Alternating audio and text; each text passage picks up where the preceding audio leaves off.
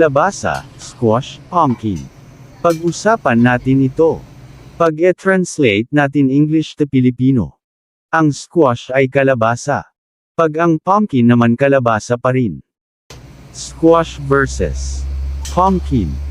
Ang squash at pumpkin ay dalawang uri ng gulay na kabilang sa pamilya ng Cucurbitaceae, ngunit may mga pagkakaiba sa kanilang hitsura, lasa, at gamit.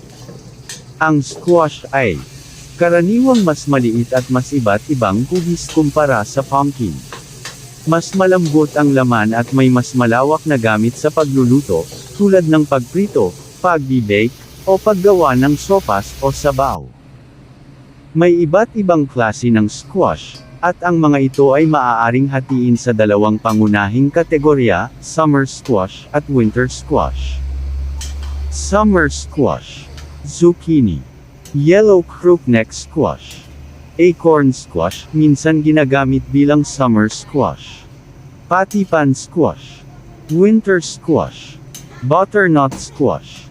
Hubbard squash. Acorn squash. Minsan ginagamit bilang winter squash. Calabaza squash. Spaghetti squash. May iba pang mga uri ng squash, at ang mga ito ay maaaring mag-iba depende sa rehiyon at kultura. Ang pumpkin naman ay karaniwang mas malaki at mas bilog ang hugis.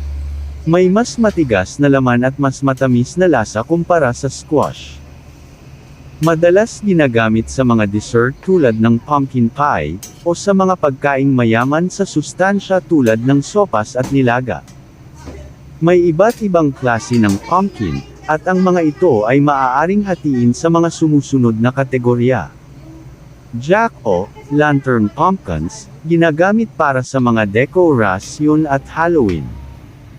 Pie pumpkins, ginagamit para sa pagluluto at paggawa ng pumpkin pie.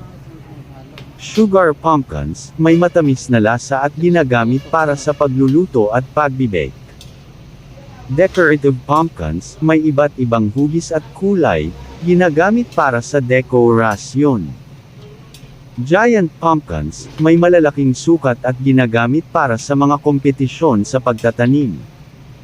May iba pang mga uri ng pumpkin, tulad ng kabocha, Japanese pumpkin, fairy tale pumpkin, Cinderella pumpkin, Lumina pumpkin, white pumpkin.